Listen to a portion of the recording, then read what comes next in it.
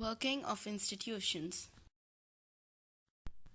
In this lesson, we will learn about Office Memorandum, Mandal Commission, Opposition against the Mandal Commission, political institutions, Parliament and two houses of Parliament, Executive, Permanent and Political Executive, Prime Minister and Cabinet Ministers, powers of President and Prime Minister. We'll also learn about Judiciary. Office Memorandum, a communication issued by an appropriate authority stating the policy or decision of the government. The government issues hundreds of orders every day on different matters. An office memorandum was a culmination of a long chain of events. Mandal Commission. The Government of India had appointed the Second Backward Classes Commission in 1979. It was headed by B.P. Mandal, so it is popularly called the Mandal Commission. It was asked to determine the criteria to identify the socially and educationally backward classes in India and recommend steps to be taken for their advancement. The Commission gave its report in 1980 and many recommendations. One of these was that 27% of government jobs be reserved for the socially and economically backward classes. The benefit of job reservation was till then available only to SCs and STs. Now, a new third category called SEBC was introduced. These reports and recommendations were discussed in the Parliament.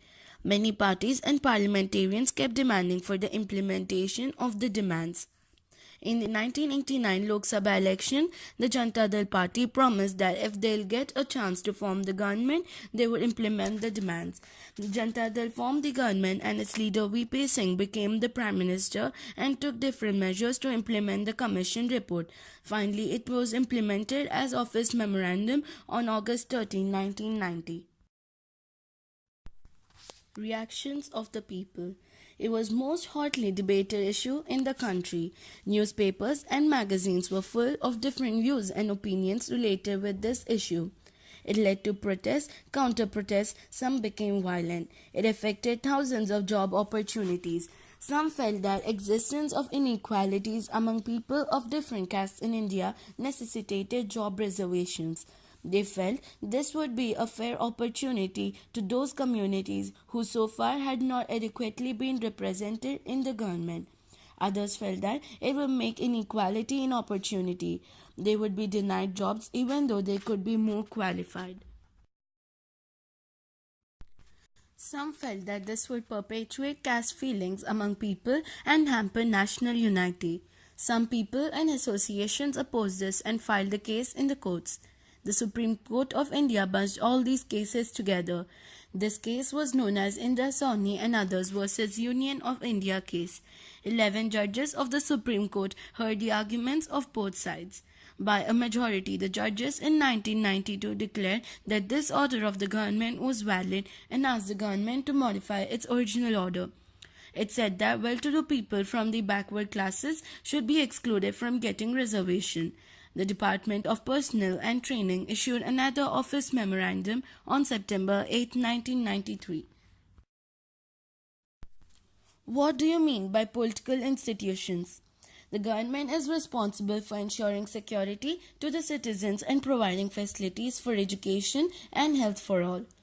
It collects taxes and spends the money thus raised on administration, defense and development programs. It formulates and implements several welfare schemes. Some people have to take decisions on how to go about these activities.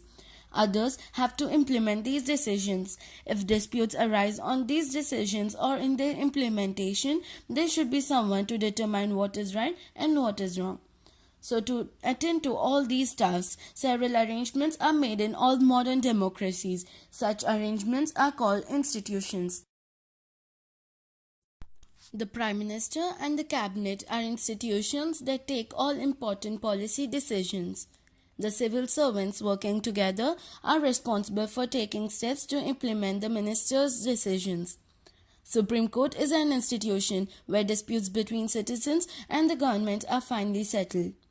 Institutions involve rules and regulations. This can bind the hands of leaders. Institutions involve meetings, committees, and routines. This often leads to delay and complications. Some of the delays and complications are very useful. They provide an opportunity for a wider set of people to be consulted in any decision. Parliament and legislature. In all democracies, an assembly of elected representatives exercises supreme political authority on behalf of the people. In India, such a national assembly of elected representatives is called parliament. At the state level, this is called legislature or legislative assembly. The name may vary in different countries, but such an assembly exists in every democracy. It exercises political authority on behalf of the people in many ways. Parliament is the final authority for making laws in any country. This task of lawmaking or legislation is so crucial that these assemblies are called legislatures. Parliaments all over the world can make new laws, change existing laws, or abolish existing laws and make new ones in their place. Parliaments all over the world exercise some control over those who run the government. In some countries like India, this control is direct and full. Those who run the government can take decisions only as long as they enjoy the support of the parliament. Parliaments control all the money that governments have. In most countries, any of the public money can be spent only when the parliament sanctions it. Parliament is the highest forum of discussion and debate on public issues and national policy in any country. Parliament can seek information about any matter. Two houses of parliament. Since the parliament plays a central role in modern democracies, most large countries divide the role and powers of the parliament in two parts. They are called chambers or houses. One house is usually directly elected by the people and exercises the real power on behalf of the people. The second house is usually elected indirectly and performs some special functions. The most common work for the second house is to look after the interests of various states, regions, or federal units. In our country, the parliament consists of two houses. The two houses are known as the Council of States or Rajya Sabha and the House of the People or Lok Sabha. The President of India is a part of the parliament, although he or she is not a member of either house. That is why all laws made in the houses come into force only after they receive the assent of the President. The House of People, Lok Sabha. It is directly elected by the people and exercises the real power. The maximum strength of the House is 552, of which 530 members are elected from the states and 20 members from the Union territories.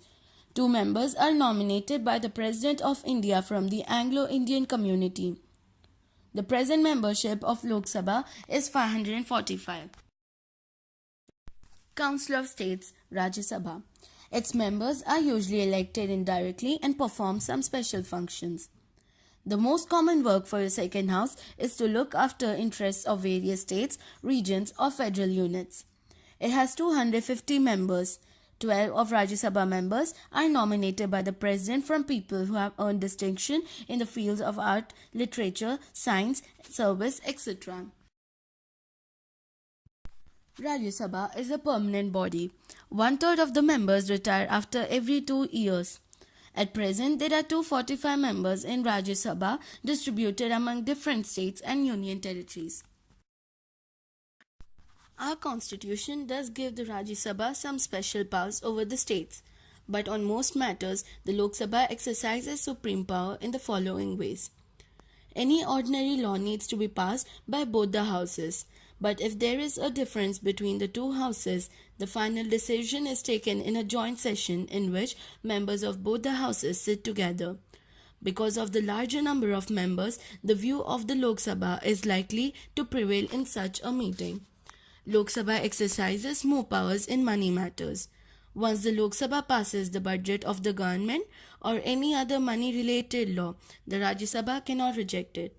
The Rajya Sabha can only delay it by 14 days or suggest changes in it. The Lok Sabha may or may not accept these changes. Most importantly, the Lok Sabha controls the Council of Ministers. Only a person who enjoys the support of the majority of the members in the Lok Sabha is appointed the Prime Minister. If the majority of the Lok Sabha members say that they have no confidence in the Council of Ministers, all ministers, including the Prime Minister, have to quit. The Rajya Sabha does not have this power. Political executive. At different levels of any government, we find functionaries who take day-to-day decisions but do not exercise supreme power on behalf of the people. All those functionaries are collectively known as the executive. They are called executive because they are in charge of the execution of the policies of government. Thus, when we talk about the government, we usually mean the executive. Political and permanent executive. In a democratic country, two categories make up the executive. One that is elected by the people for a specific period is called the political executive. Political leaders who take the big decisions fall in this category. In the second category, people are appointed on a long-term basis. This is called permanent executive or civil services. People working in civil services are called civil servants. They remain in office even when the ruling party changes. These officers work under political executive and assist them in carrying out the day-to-day administration. Prime Minister and Council of Ministers. Prime Minister is the most important political institution in the country. The President appoints the Prime Minister, but the President cannot appoint anyone he or she likes. The President appoints the leader of the majority party or coalition of parties that commands a majority in the Lok Sabha as Prime Minister. In case no single party or alliance gets a majority, the President appoints the person most likely to secure a majority support. The Prime Minister does not have a fixed tenure.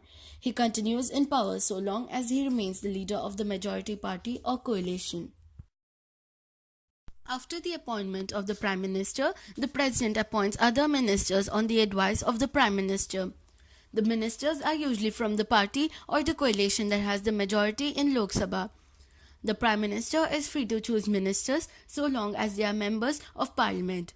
Sometimes a person who is not a member of Parliament can also become a minister, but such a person has to get elected to one of the houses of the Parliament within 6 months of appointment as minister. Council of Ministers. Council of Ministers is the official name for the body that includes all the ministers. It usually has 60 to 80 ministers of different ranks. Different types of Council of Ministers. Cabinet ministers are usually top-level leaders of the ruling party or parties who are in charge of the major ministries. Usually the cabinet ministers meet to take decisions in the name of Council of Ministers. Cabinet is thus the inner ring of the Council of Ministers. It comprises about 20 ministers. Ministers of state with independent charge are usually in charge of smaller ministries. They participate in the cabinet meetings only when specially invited. Ministers of state are attached to and required to assist cabinet ministers. Since it is not practical for all ministers to meet regularly and discuss regularly, the decisions are taken in cabinet meetings. That is why parliamentary democracies in most countries is often known as the cabinet form of government. The cabinet works as a team. The ministers may have different views and opinions, but everyone has to own up to every decision of the cabinet. Powers of the Prime Minister. Prime Minister has wide-ranging powers. He or she chairs cabinet meetings. His decisions are final in case any dispute arises between departments. He exercises general supervision of different ministries. All ministers work under his leadership. The Prime Minister distributes and redistributes work to the ministers. He also has the power to dismiss ministers. When the Prime Minister quits, the entire ministry quits. The Prime Minister controls the cabinet and parliament through the party. Coalition government imposes certain constraints on the power of the Prime Minister. The Prime Minister of the coalition government cannot take decisions as he likes. He has to accommodate different groups and factions in his party as well as among alliance partners. He also has to heed to the views and positions of the coalition partners and other parties on whose support the survival of the government depends. The President. While the Prime Minister is the head of the government, the President is the head of the state. In our political system, the head of the state exercises only nominal powers. The president supervises the overall functioning of all the political institutions in the country so that they operate in harmony to achieve the objectives of the state. How is the president elected? The president is not directly elected by the people. The elected members of parliament and the members of legislative assemblies elect her. A candidate standing for president's post has to get a majority of votes to win the elections. This ensures that the president can be seen to represent the entire nation. At the same time, the president can never claim the kind of direct popular mandate that the prime minister can. This ensures that she remains only a nominal executive. Powers of the President. All governmental activities take place in the name of the President. All laws and major policy decisions of the government are issued in her name. All major appointments are made in the name of the President. These include the appointment of the Chief Justice of India, the judges of the Supreme Court and the High Courts of the states, the governors of the states, the election commissioners, ambassadors to other countries, etc. All international treaties and agreements are made in the name of the President. The President is the Supreme Commander of the Defense Forces of India. The President exercises all these powers only on the advice of the Council of Ministers. The President can ask the Council of Ministers to reconsider its advice, but if the same advice is given again, she is bound to act according to it. Similarly, a bill passed by the Parliament becomes a law only after the President gives assent to it. If the President wants, she can delay this for some time and send the bill back to the Parliament for reconsideration. But if the Parliament passes the bill again, she has to sign it. When a party or coalition of parties secures a clear majority in the elections, the President has to appoint the leader of the majority party or coalition that enjoys majority support in the Lok Sabha as the Prime Minister. When no party or coalition gets a majority in the Lok Sabha, the President exercises her discretion. The President appoints a leader who, in her opinion, can muster a majority support in the Lok Sabha as the Prime Minister. In such a case, the President can ask the newly appointed Prime Minister to prove majority support in the Lok Sabha within a specified time. Judiciary. We consider an independent and powerful judiciary necessary for democracies because of the following reasons: settling disputes at national level, to judge the actions of the government, to give fair judgment that everyone will trust, to accept appeal of people without any bias. Meaning of judiciary. All the courts at different levels in a country put together are called judiciary. The Indian judiciary consists of a Supreme Court for the entire nation, high courts in the states, district courts, and the courts at local level.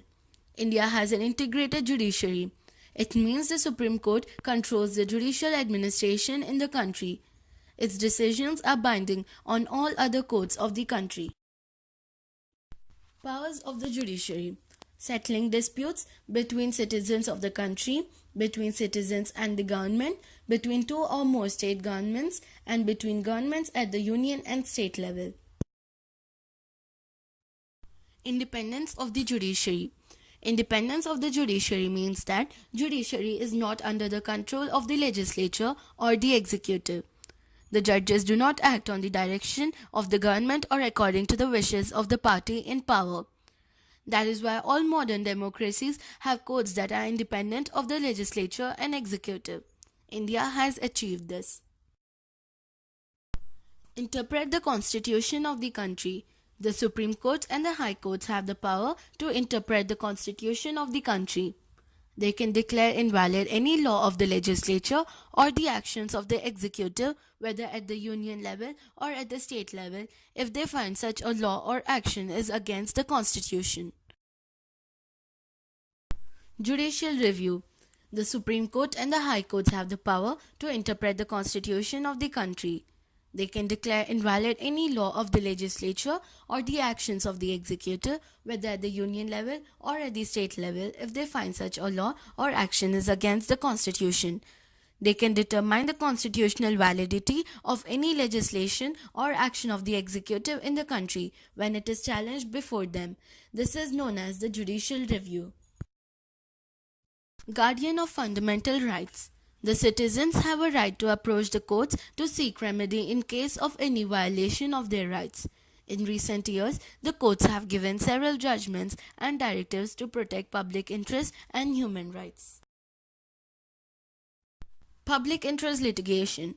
Anyone can approach the courts if public interest is hurt by the actions of government. This is called public interest litigation. Prevent the misuse of government power. The courts intervene to prevent the misuse of the government's power to make decisions. They check malpractices on the part of public officials. It is the guardian of fundamental rights. That is why it is said that the judiciary enjoys a high level of confidence among the people. Appointment and removal of judges. The judges of the Supreme Court and the High Courts are appointed by the President on the advice of the Prime Minister and in consultation with the Chief Justice of the Supreme Court. By once appointed, they are free to pass judgment. In practice, it now means that the senior judges of the Supreme Court select the new judges of the Supreme Court and the High Courts. There is very little scope for interference by the political executive. The senior-most judge of the Supreme Court is usually appointed by the Chief Justice. Once a person is appointed as judge of the Supreme Court or the High Court, it is nearly impossible to remove him or her from that position. A judge can be removed only by an impeachment motion passed separately by two-thirds members of the two houses of the parliament. It has never happened in the history of Indian democracy. Thanks for watching.